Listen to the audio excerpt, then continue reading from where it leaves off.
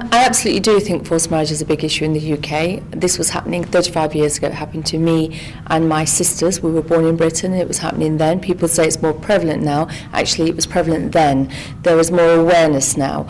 What the starting point is that we're all dealing with the tip of the iceberg. So Karma Nivarna has a national helpline. In 4 years, it dealt with 30,000 calls from the UK.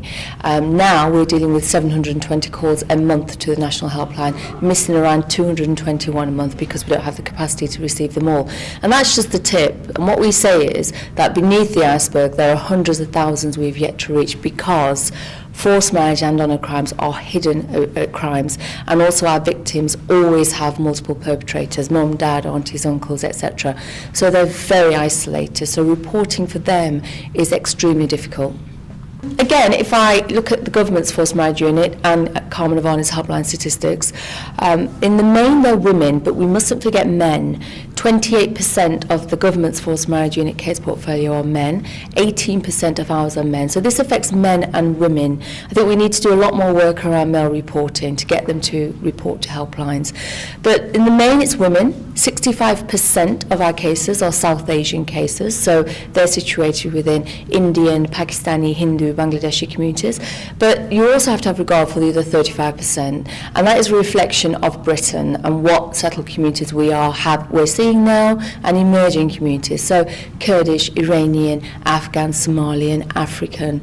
Also traveller communities are impacted by this issue. Dual heritage children, white British females who marry into families that operate on a system. So it's a vast community space in terms of what's going on. Well, Karma Nivarna was founded on victims' experience. I established it in 1993 as a survivor, as losing my sister Rabina set herself on fire and she committed suicide, which is why I became a campaigner. She was taken out of education at 15 and forced to marry. So the survivor input is so important, and so we bear that in mind in whatever we do. So the objective for me in 1993 hasn't changed today. We're here to break the silences of victims, to tell the story. This is happening to British-born subjects here in the UK. We're here to provide support, so that's the helpline support. We're here to campaign. We've successfully lobbied and campaigned Parliament in the last 10 years for a criminal offence. For the first time in British history, we're going to see a criminal offence of forced marriage. So we're campaigners and we're advocates. Today we have a survivor speaking. More and more people like me exist out there, and we are taking a platform and saying, I was born in Britain. I want to be afforded the same level of protection as anybody else, especially my white counterparts. It's not part of my culture or anybody's culture to be abused. For me, first and foremost, as I've been a campaigner 21 years, I've wanted a law for a long time. The law will firmly place this as a crime.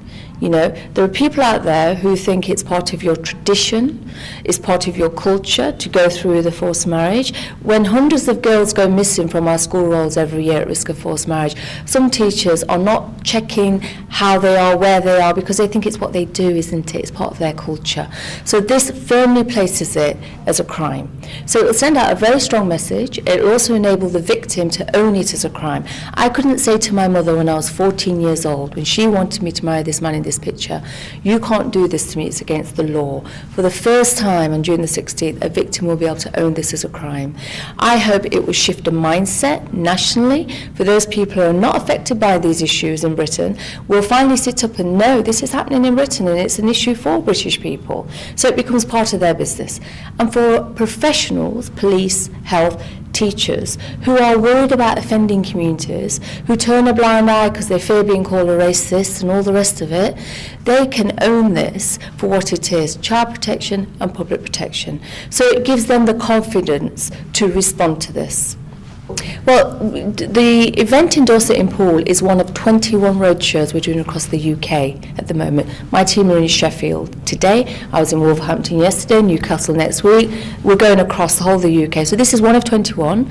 And the objective today is the same, and that is we're here to break the silences of victims. We're here to share with you the stories of victims, what you can do as professionals, what the law looks like, and to give you an opportunity to engage with us, to think about how we can tackle this and how we can work together.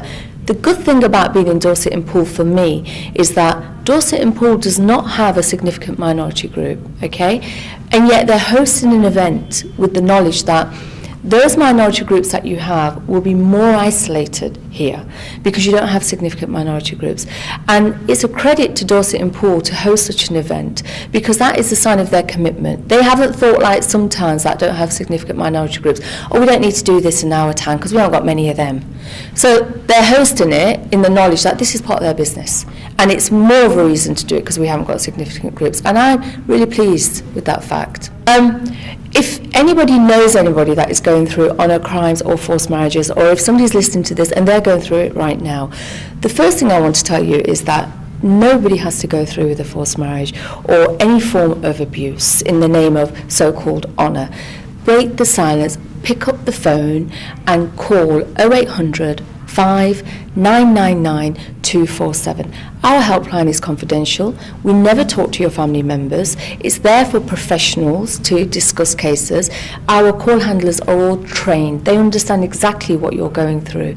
The worst thing you can do is not say anything. I was taught to be silent. I understood that speaking to organisations meant I would put myself at risk because it was shaming behaviour. You need to understand that you've been told that. You may even be told that you're a bad Muslim or a bad Sikh for seeking help. You're not. Please own this as something we want to support you with. You don't have to go through with it. I know your family are doing this to you, but pick up the phone, break the silence, and we'll talk to you about your options and the support.